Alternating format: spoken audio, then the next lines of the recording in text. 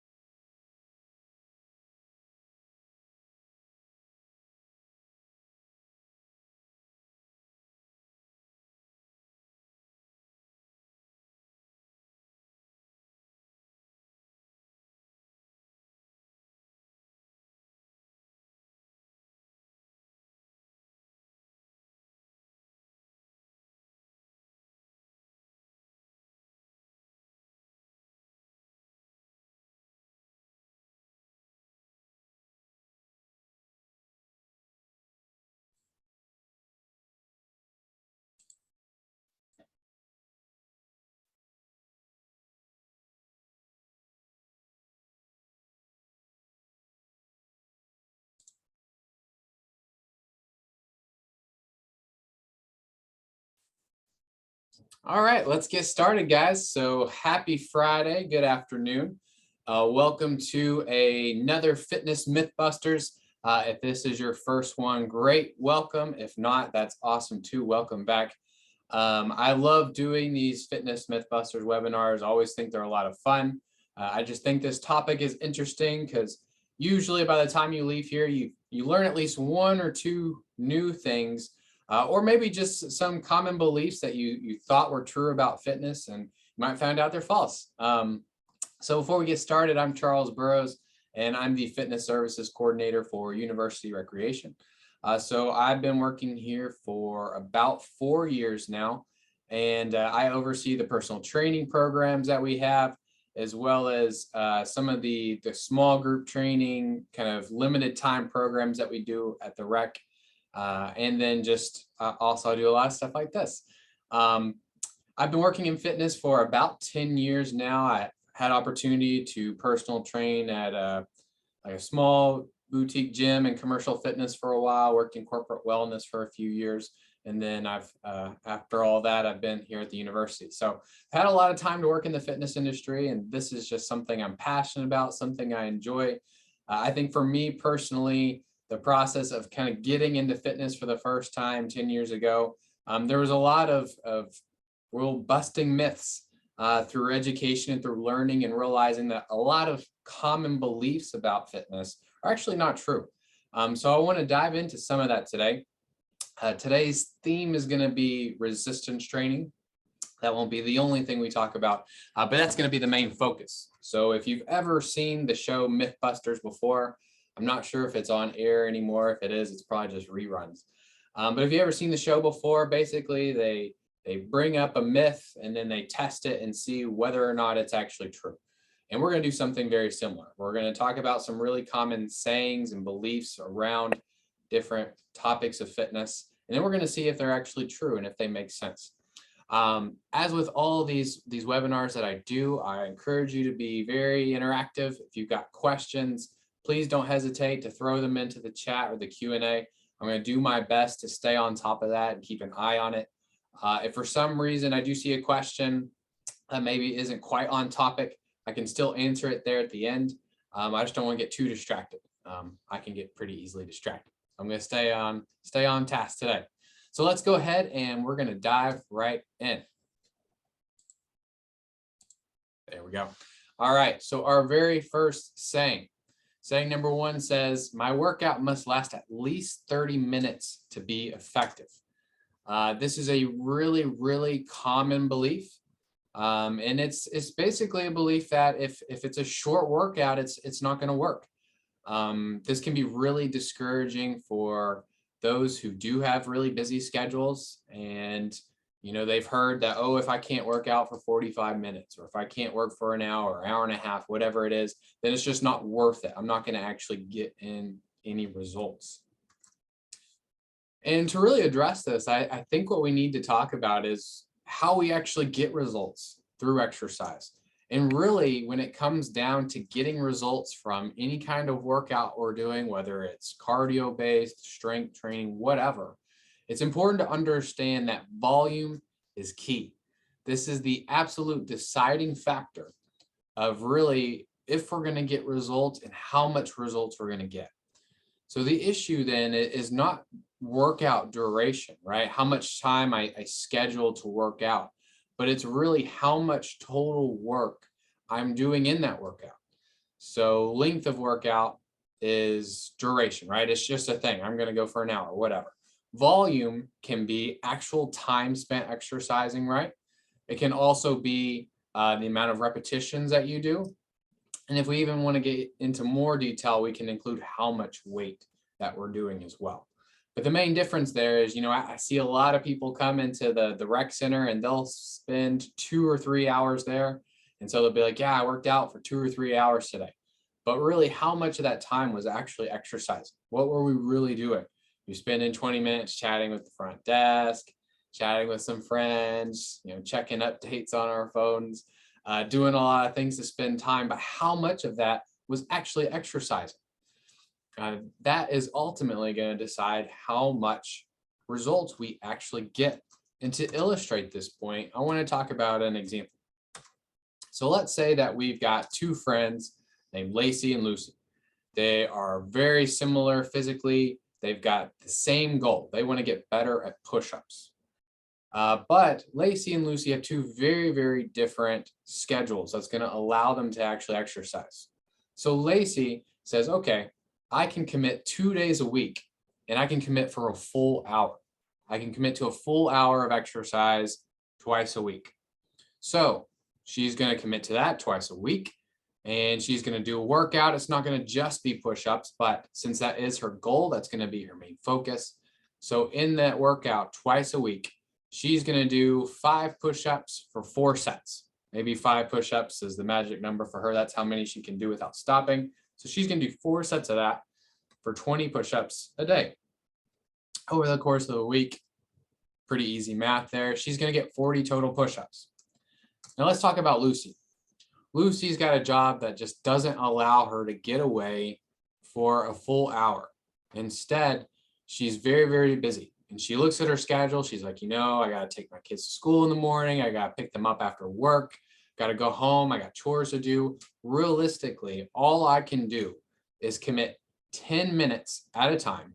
And at best, I can do that twice a day. So basically, she's going to wake up a little bit earlier, get a quick workout for 10 minutes. And then at the end of the day, right after work, she's going to get another 10 minutes. Now, on face level, that doesn't sound like very much.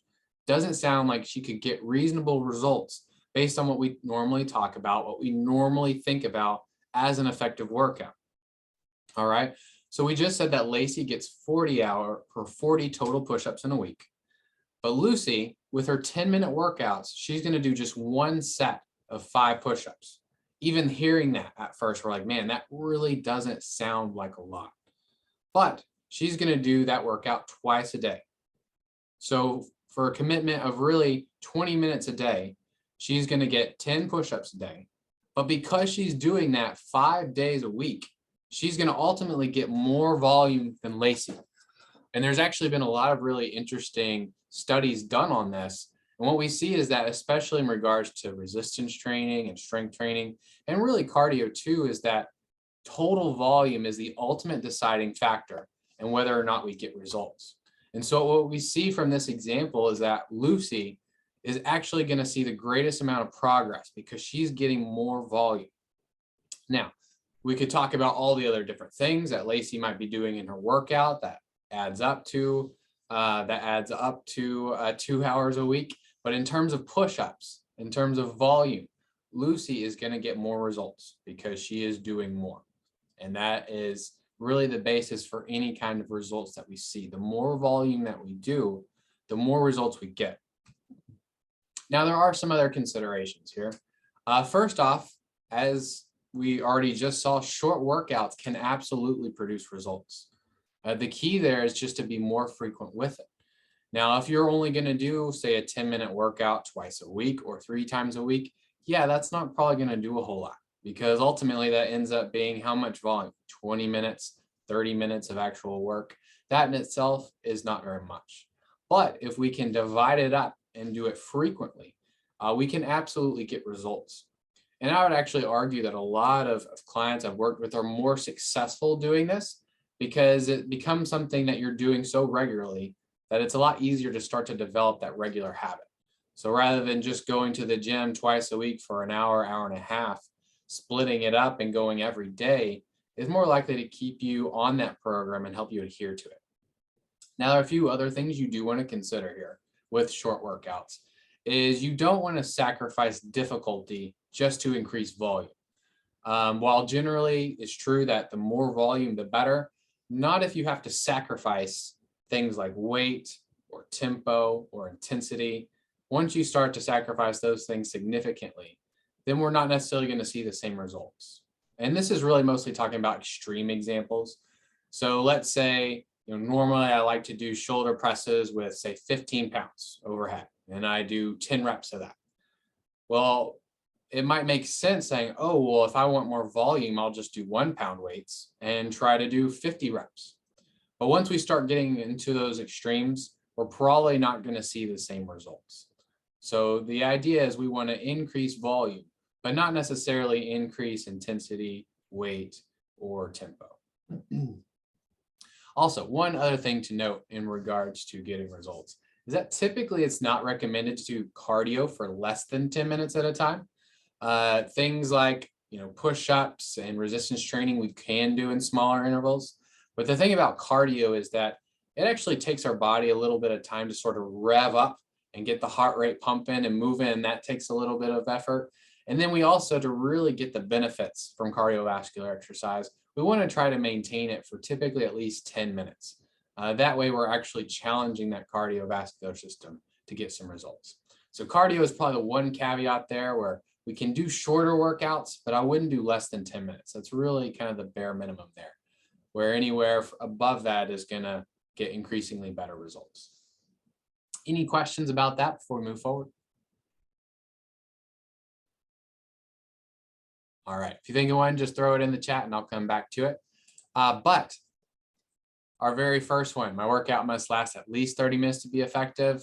That is busted. That is not true. Short workouts are equally effective when volume is matched. There's really not any benefit to having these long, exhausting workouts all at once just because we felt like we did more work. Ultimately, total volume over a given period of time is the most important thing. All right, let's move on to the next one. Getting results from exercise takes a long time. So this is a really common belief, right? Many people can often get discouraged by the amount of time that it takes to get results. Now, I would say that this is typically going to be in regards to more aesthetic goals, right? Things like weight loss or building muscle, things where we rely very heavily on visual progress, looking in the mirror, checking the scale, and we start to associate progress with that visual progress or that visual change. So I want to tackle this by really actually kind of talking about a few different things here. And the first thing is to think about what are fitness goals and understanding if those expectations are realistic. And to kind of help illustrate this point, a lot of times what I like to do with clients is, if you come in with a really lofty goal, right? You want to lose 50 pounds in a month or something really intense. Then one of the first things I'm going to ask is, how long did it take for you to get to your current state? If maybe you used to be in really good shape as like a high school athlete, and then maybe you stopped exercising for 5, 10, 15 years, and then you start again and you're like, oh, I really want to get back to that quickly. First, you need to understand that our body doesn't adapt to things super quickly. And honestly, that's actually a good thing. If you spent 5 years getting into shape and maintaining that shape, and then took off a month and just lost it all, that would not be good. So it's actually a good thing that our body is a little bit slower to adapt to what we do to it. So it is important to understand that, if it took us 2 or 3 years to maybe get out of shape, or if we've never exercised before, we've never lifted weights before, we need to have a little understanding and a little bit of patience in that our body does take time, especially when it comes to these big lofty goals of maybe losing 100 pounds or gaining 20 pounds. When we have a big goal, it is going to take longer to get to that specific goal. Now, I did want to also include just 2 quick numbers on there as just kind of a reference. Typically, healthy weight loss is usually around 1 to 2 pounds per week. Anything higher than that is not healthily sustainable, not for long periods of time. If you are, there's a good chance that you might be damaging some other things like your metabolism or you're losing muscle. But typically, healthy weight loss is going to be about 1 to 2 pounds per week. Similarly, gaining muscle is going to be about 1 to 2 pounds per month. There's definitely a lot higher variability in that one, just because your ability to gain muscle depends a lot on your age, your hormones, all these other stuff. But a general good rule of thumb is that 1 to 2 pounds of muscle gain per month is pretty reasonable.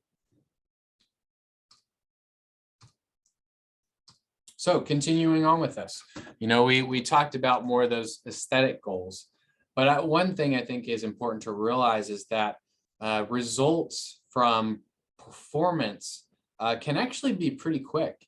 What we can see is that weekly improvements in both muscular strength and endurance, as well as cardiovascular endurance, can improve on a weekly basis. We can see measurable improvements almost every single time we repeat a workout, especially if it's like once a week. Like if I'm doing some upper body chest exercises, I do it on Monday, and then I come back again the following Monday.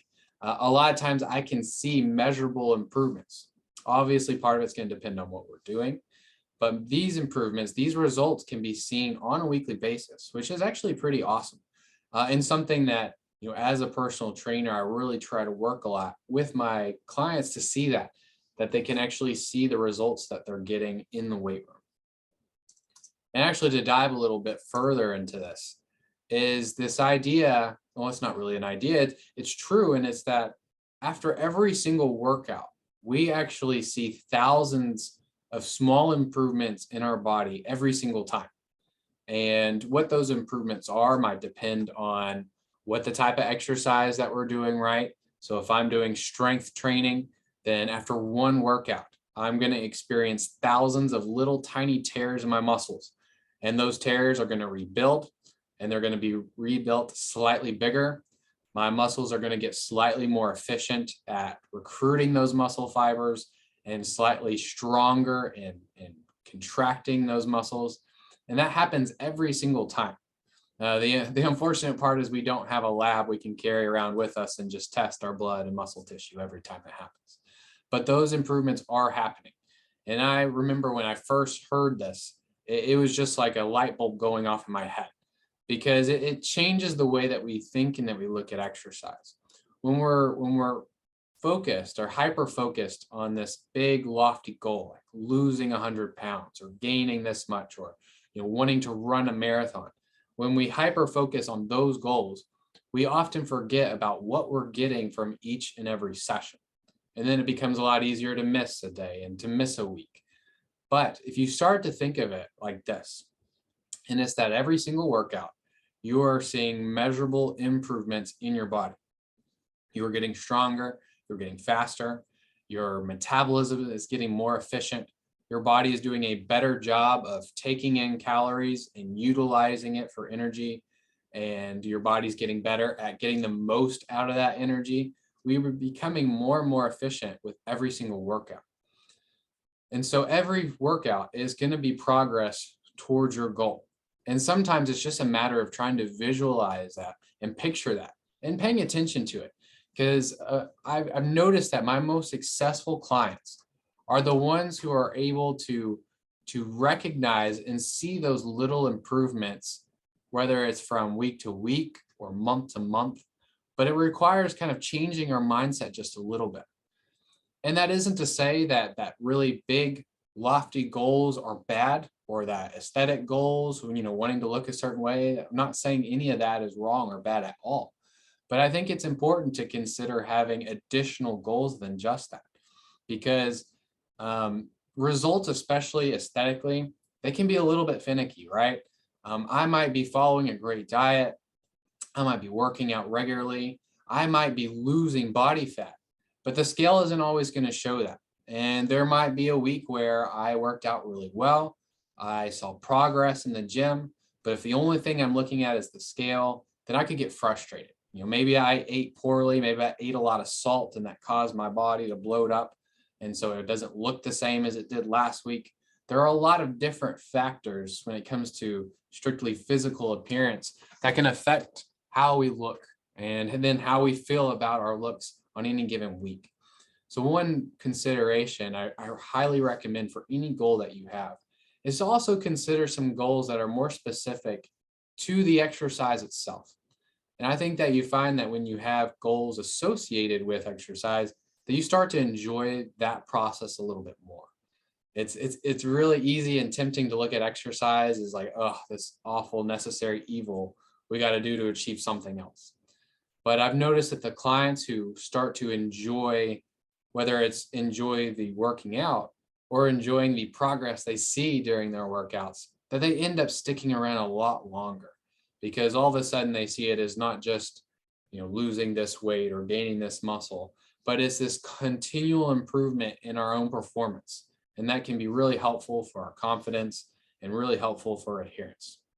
So I highly recommend add some sort of specific goal related specifically to exercise. Maybe it's, being able to do 20 push-ups, or maybe doing a pull-up, or being able to squat without knee pain.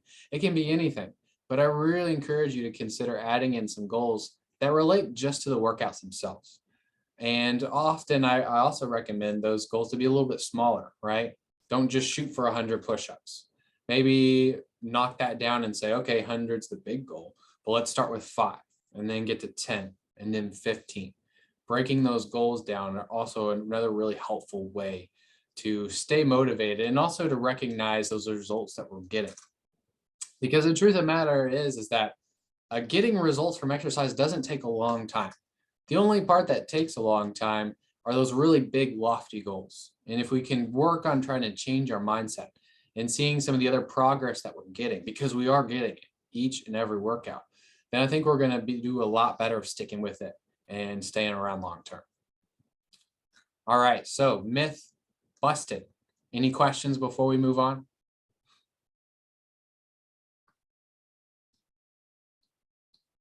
All right, perfect. We'll keep moving. All right, this is an interesting one. I think probably out of every 10 clients that come in to the rec center, 8 of them put this goal on their paperwork. They want to tone their muscles. So the basic belief here is that muscles can be trained to show more definition without getting bigger. The implication is that, I don't really want to gain muscle. I just want them to be more shapely, more defined, and I can just see them a little better. That's what we want. So we don't want to get big and bulky. We just want to have muscles that are more shapely. And this will often impact the way that people exercise. They will purposely stay away from any really heavy weights, from any, doing sets of, 6 reps of a really heavy exercise, or often just avoiding the exercises that you see those big muscular guys in the gym doing. They stay away from that because they're, well, I don't want to bulk. I don't want to look like that. I just want to get toned. So let's talk about this. What is muscle tone and how do we actually achieve it? So first off, really what muscle tone is it's being able to see the shape of our muscles, right? Being able to see a little bit of definition. And in order to do that, regardless of the method that we choose, muscle tone is really only achieved through 3 different ways. And I would actually say long-term is really only 2 ways. So the first way is going to be to increase our muscle mass.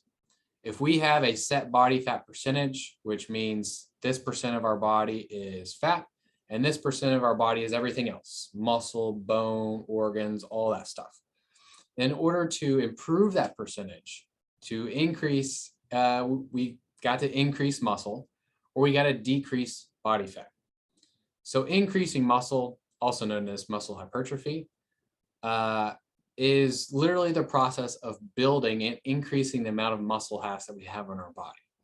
The thing about increasing muscle is that it's actually a pretty hard thing to do for most people.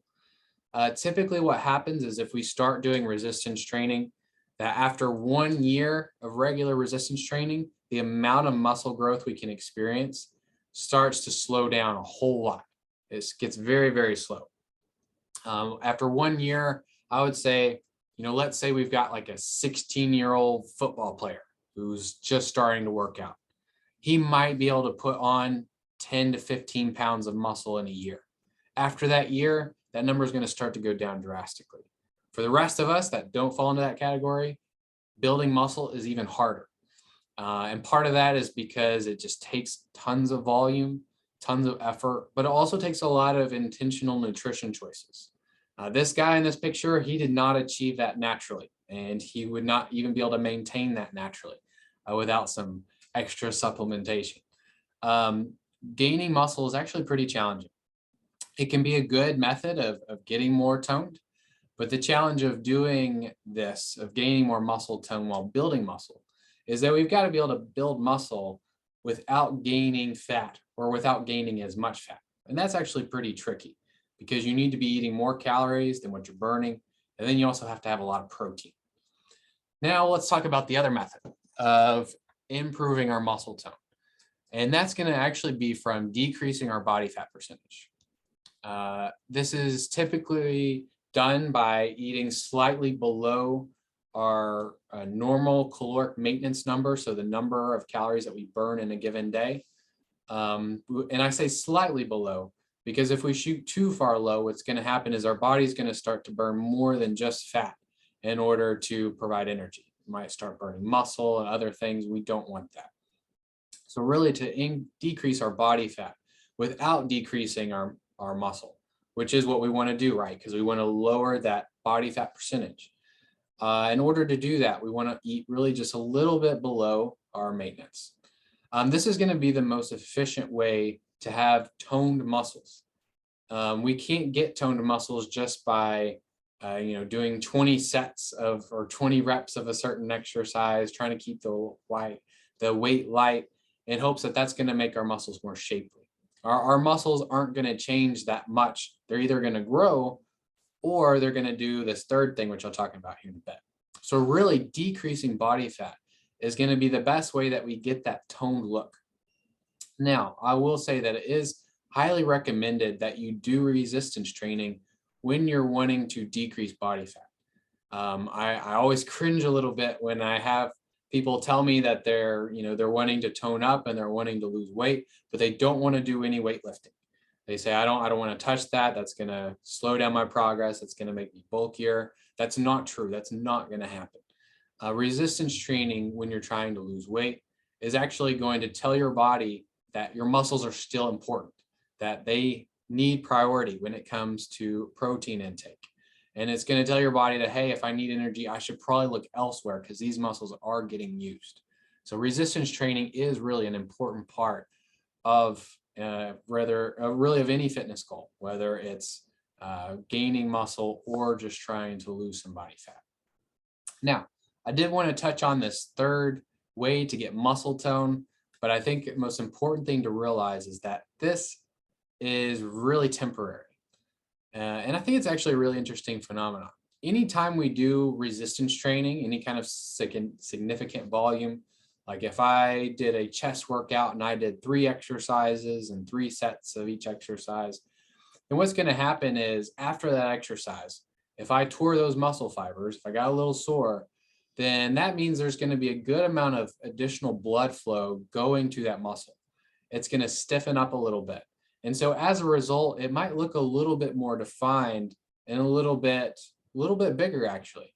This only lasts 1 to 3 days and is just a natural response to post exercise, really to post resistance training.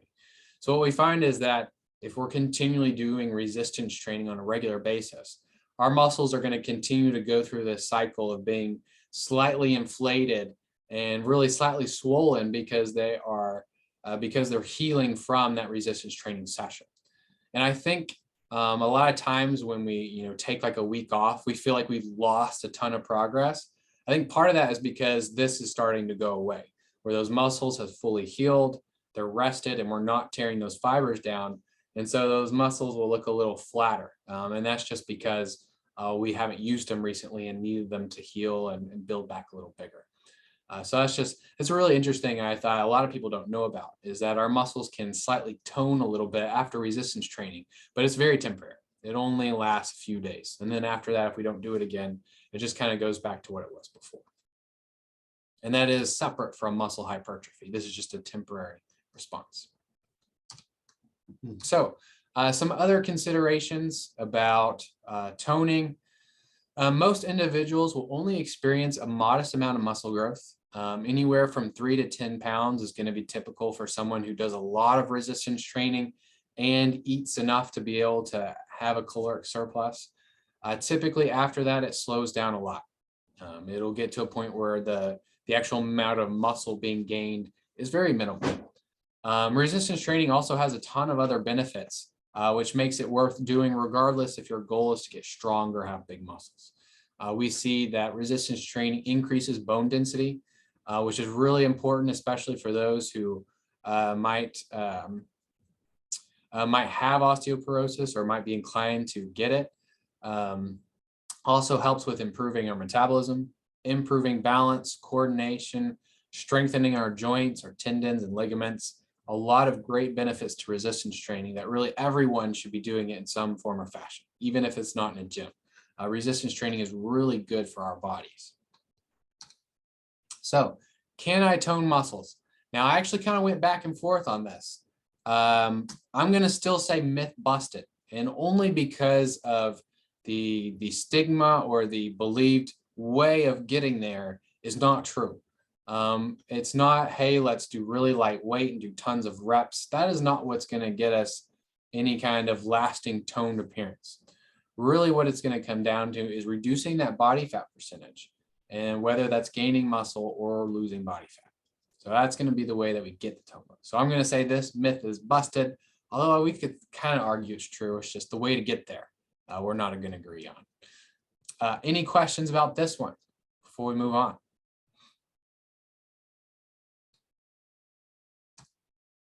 All right, let's keep moving. Perfect. Okay, belief number 4. I need to do a lot of exercises to strengthen my core. So this one is very common. And I think in order to address it, to talk about strengthening our core, we need to first have an understanding of what core muscles are. Our core muscles are going to be those muscles that we use to help to stabilize and strengthen our spine. They are not just the abs. And I think that's something we often get confused, is that it's not just our abs, not just the obliques. It's not just those muscles that we see on someone that's really lean and works out a lot. But our core actually has a lot more going on than just that. In fact, you'll see here that there are quite a lot of different muscles that are all involved in this process of stabilizing and protecting our abdominal area, our spine. Our core muscles also help to protect the organs that we have in our torso. So there's a lot of muscles involved. We've got muscles that are meant for movement, that move our torso, that help us go side to side or curl forward or extend back. So there's a lot going on. We've got abdominals, yes, we got obliques, but we also have our glutes, our hip flexors, the muscles in our back that keep our spine erect, and actually quite a bit more. In fact, there's one on there that's one of the most important core muscles we have that we never talk about, and that's the transverse abdominis. It's going to be kind of on that left figure there in the stomach area. That muscle actually wraps around from one side of the spine across our stomach and then back onto the spine. It's underneath our abs and our obliques, but that muscle actually keeps everything together in our stomach. And when we're doing some sort of heavy or an intense exercise, that's the muscle that we're supposed to brace and engage in order to keep everything straight. So our transverse abdominis is actually really important. And when we talk about bracing our core, or really a lot of exercises that require core strength, that muscle in particular is one that we need to use a lot. So now that we have an idea of what muscles we're talking about here, let's talk a little bit more about ab exercises. Strengthening the core, ab exercises alone are not going to be effective in strengthening our core. That's like saying that if we want to have the best football team, then we just need a good quarterback and that's it, right? Bryce Young is not the only player out there on the field. We need to have a full team of muscles all working together in order to have a strong core. So just doing ab exercise alone is really not going to cut it. And actually failing to strengthen those other muscles. Like if we just do abs every day and that's it, right? 30-minute abs every day, that's all we're doing. That is actually more likely to cause muscular imbalances that can cause some issues in our back and our hips. So just doing ab exercises is not going to strengthen our core. A well-rounded exercise program should actually strengthen our core muscles. So that's not to say it's not good to have some ab exercises or exercises just for core, but really if we're doing our exercises correctly, we're going to be engaging those core muscles regardless. So some examples of some good core exercises. I just want to include these because I know a lot of times it's helpful to have some examples that you can take and actually use.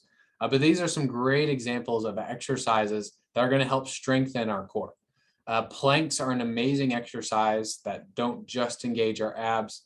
It engages most of those muscles that I just talked about. It engages the glutes some. It engages the erectors in our back. It engages that transverse abdominis that wraps around our torso. That's a really good exercise to hit our core. Side planks are another example. Supermans, bird dogs, glute bridges, great exercise to engage our hips, our glutes, and also a little bit of our abs as well. And then also weighted squats, all really great exercises to help with our core. But there are some other considerations here to also think about. Free weight and body weight exercises are going to be better at targeting the core than just machines.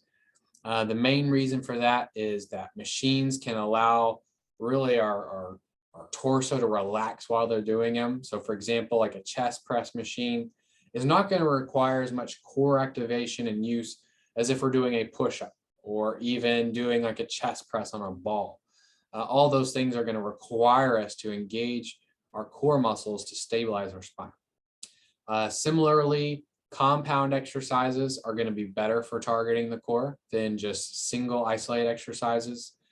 So for example, push-ups are going to be better than just a shoulder press by itself, or a weighted squat is going to be better than just a leg extension machine. While machines can definitely be good and have their use, generally they're going to be extremely targeted in what they do. And as a result, we're not going to be bracing and using those other muscles as much, especially in our core. Any exercise that challenges our center of gravity is also going to be really good for our core, whether that's doing like a front raise for our shoulders or an exercise like bending to the ground and picking something up. If it's challenging our center of gravity, it's going to require us to brace those muscles around our spine to help keep it stable. And also one other thought here is to try to be as well-rounded as possible and try to target the entire body with your workout plan. It can be really tempting to find these very targeted specific programs that do one thing, but if that's all you do, that can start to develop imbalances. I've heard some horror stories about some of those push-up challenges where you start with one push-up and every single day you've got to add one, and the goal is to get to 100 or 200 or whatever. But if that's all you're doing for resistance training, what's going to happen is we're going to do a lot of great conditioning for our chest, but then the muscles in our back and in our core and our legs are going to be left deconditioned. And that's going to cause some imbalances that can cause more pain and issues in our body. So we want to try to be as well-rounded as possible.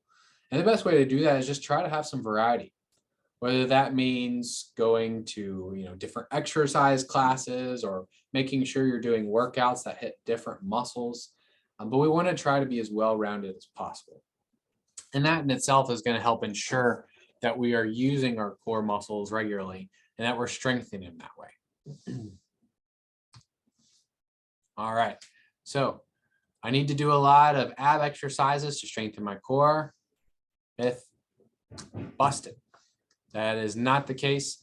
While ab exercises are a way to help strengthen a part of our core, once again, that only targeted one thing. That's not going to help our core muscles as a whole. As a whole, we just got to do a little bit more than that in order to make that happen. Now, I always like to leave a lot of time in these sessions to answer questions and to talk about different things. We went through that a little bit quickly, but I think that's just because everyone was focusing on listening rather than asking questions. So I want to leave some time to do that now. It can be about anything that I've talked about up to this point, or maybe even something else that's fitness related or resistance training related. I'm more than happy to answer them. I'm going to leave this slide up while I'm sitting here answering questions for you guys. Be sure to come check out some of the other stuff that we do here at the Rec Center. We got group exercise classes that are free for members. We do personal training that's one-on-one or semi-private training with a partner or two partners. We also have a lot of programs that we do every semester. Like this semester right now, we have a personal training prep course going on. That's for really any students or faculty or staff to, if they're interested in becoming a personal trainer, it's a class that prepares them for that. And every semester we try to do something different. Typically in the summer, for example, we have a program called Summer Heat, which is basically like an introduction to fitness. It's really cool. You learn how to do different exercises, exercise effectively. It's a really awesome program. One person asked, do you have to pay separately for a membership if you're a grad student?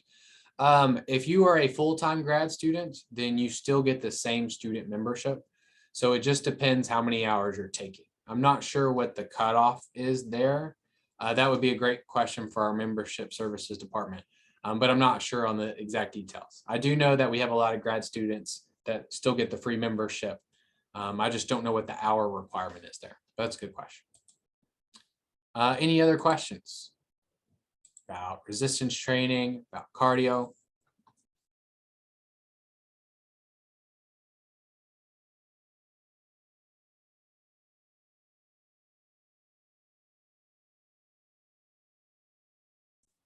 Oh, let's see. I think we got it. All right. So one person asks, best resistance training for when you're short on time. So the best resistance training is going to be exercises that hit multiple muscle groups at once. So that's going to be any kind of big moving exercise. So for example, push-ups are a great example of resistance training if you're short on time, because a push-up is going to hit your chest, your shoulders, and your tricep muscles as well. Similarly, any kind of pulling exercise is going to be really good, whether it's a lat pull down or a row, because that's going to hit most of the muscles in your back. So it's going to hit your lats. It's going to hit some of your biceps as well. So any exercise that hits lots of muscles. Squats are one of the best lower body exercises you can do because it's hitting almost every single muscle in your lower body, your glutes, your quads, hamstrings, calves, all of it. So just think big moving muscles. Any exercise that hits lots of muscles at once is going to be great when you're short on time. In theory, you could do a workout of just push-ups, back rows, squats, and then maybe throw in a plank. And if you did enough volume of that, you could get some great results just doing that, because it's going to hit a lot of muscles at once. Eventually, you'd want to make it harder, whether that's adding resistance, adding more reps, more volume somehow. But just doing those exercises alone is going to have a lot of benefit because we're hitting a lot at once. So any kind of big moving exercises. Great question. Anything else? At this point, I don't have any other content. So again, I'm just going to stay here and answer questions. But I do appreciate you guys tuning in today. We knocked it out nice and quick. Have a wonderful weekend. But again, I'll just stay here and answer any questions you got. One question was, what about for weight loss when you're short on time? That's a good question. So I would say the same answer, but quicken the pace. The quicker pace we have when we're doing resistance training, the more we're going to engage our cardiovascular system. And the more that we engage our cardiovascular system, the more calories we're going to burn. So if I'm doing a workout, let's say just something super basic, right? Those 4 exercises of squats, push-ups, some sort of row, and then a plank. If I do that and I'm doing 4 or 5 rounds of that, 10 to 15 reps, if I'm doing it fast paced the entire time, then I'm going to be burning a lot of calories because I'm keeping my heart rate up the entire time. So if you're short on time, think fast paced, lots of muscles. Those are the simplest way to burn lots of calories, to get the benefits of resistance training in the shortest amount of time possible. Good question. Yes, thank you guys for tuning in.